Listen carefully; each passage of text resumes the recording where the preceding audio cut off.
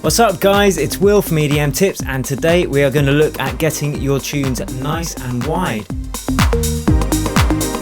As you know, it's really important to get your mixes sounding wide instead of thin and narrow. So today I'm going to show you 10 techniques I like to use to get stereo width in a mix, which will take our music from sounding narrow like this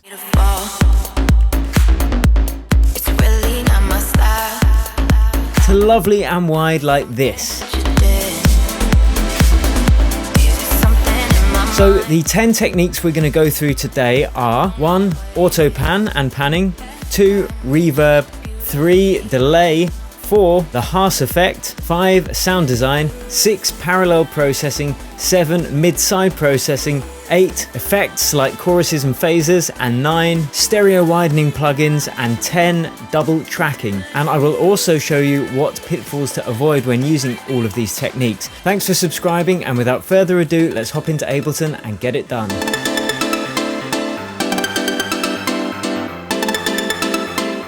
So here are some tips for getting this synth, which is dry and very central, to have much more stereo width, over and above normal panning left and right, of course. So the first option is to use an auto panner. I'm just going to use the Ableton Live one, but SoundToys make a great one called Pan Man if you don't have Ableton.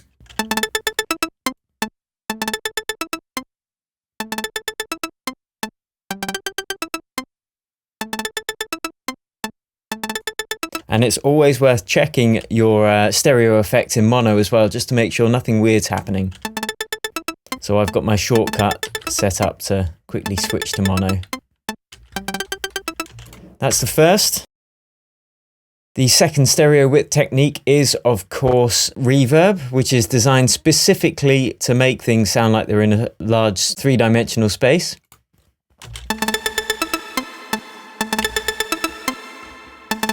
So I'm just doing that on the auxiliary channel.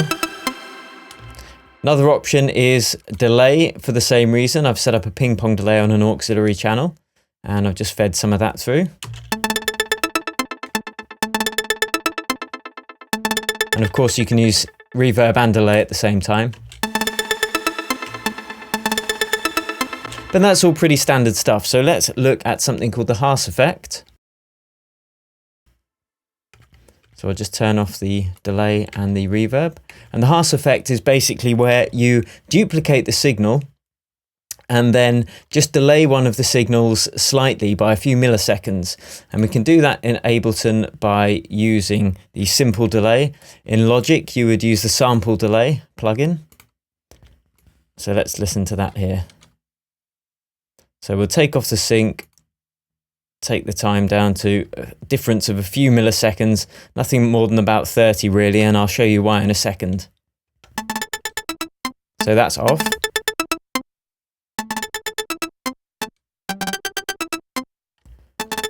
And always check the Haas effect in mono, because you can get a strange effect if you make it too long, the distance between those two signals.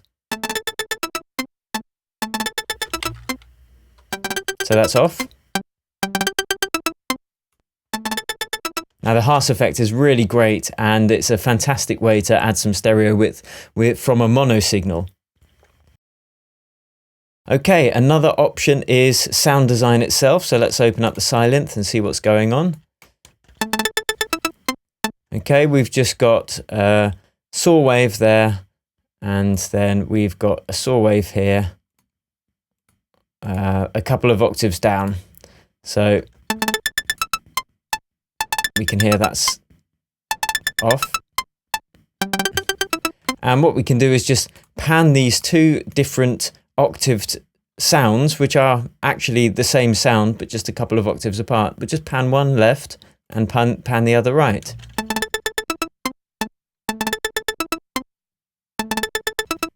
Instant stereo width. And this is really what it all comes down to. It comes down to processing two signals differently, because if the left and the right signals are identical, then it's mono, basically. For there to be any stereo sound, the left and the right signal have to be slightly different, by definition. Now, another way we can achieve that from a mono signal is through parallel processing. And again, it's just duplicating a signal. So what we'll do is we will use a saturator.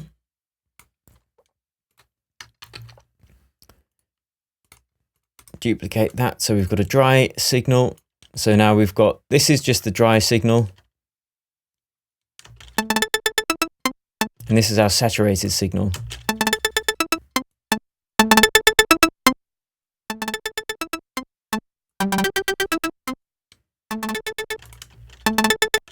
So now we can pan one left and one right and the same thing happens.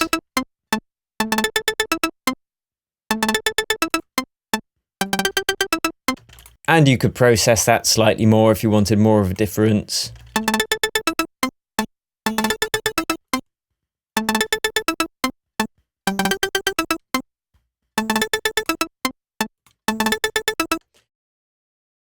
But what if you've already got a stereo signal and you want it to sound wider? Well, we've made a stereo signal now. So let's say we want to spread it out even more. We can use mid-side processing. So we will get the FabFilter Pro Q. We can switch it to mid-side mode.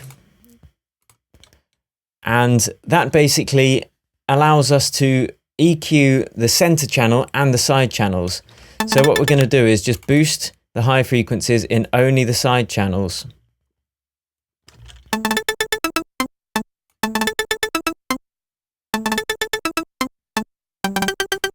And we might cut them in the mono channel. Sorry, in the center channel.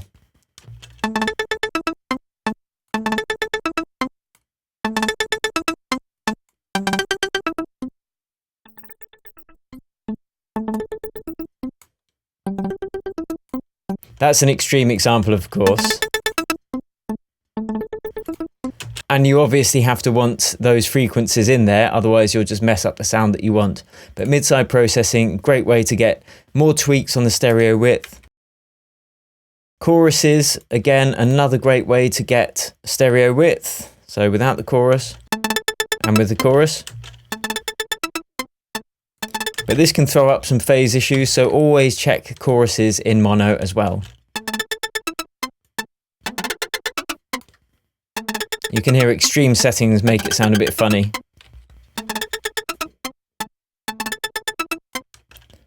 Phasers are another similar effect to chorus in so much as they can give things stereo width. But again, it colours the sound quite a bit, so you have to make sure you want that effect. And stereo widening plugins, they can also, unsurprisingly, increase the width of your sound. So iZotope make a really good one, which is a multi-band imager, which means you can have your sub-bass frequencies and your low bass frequencies in mono, which is what you want to avoid phase issues. And then we can spread out the higher frequencies. But this only works if the signal's already stereo. So you can see right here, everything's still mono. So let's turn on one of our stereo effects that we made earlier.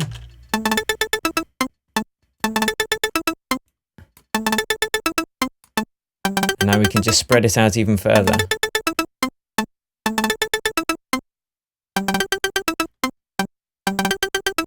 And if we don't have any stereo effects, this plugin comes in with this cool stereoize button, which just delays the signals slightly in a kind of Haas Effect way, but it's very good and it doesn't seem to throw up many phase issues, so I like this a lot.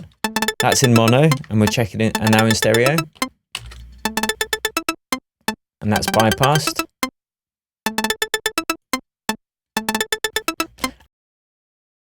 Now you can also double track things that you've recorded live as well. So if you've got guitars or vocals, you can record the same piece twice. And of course, being humans, it's never going to be exactly the same. So then you've got these slight discrepancies in the two signals. So you can just pan one left and one right. And this is very popular in vocal arrangements. And they are my top tips for getting stereo width in your sound. So have a play, and always remember to check your stereo effects in mono as well, making sure that the left and the right channel aren't cancelling each other out or causing strange phase issues. If you liked this video and found it useful, don't forget to give it a thumbs up and subscribe to my channel. Thanks for watching, and I'll see you next time.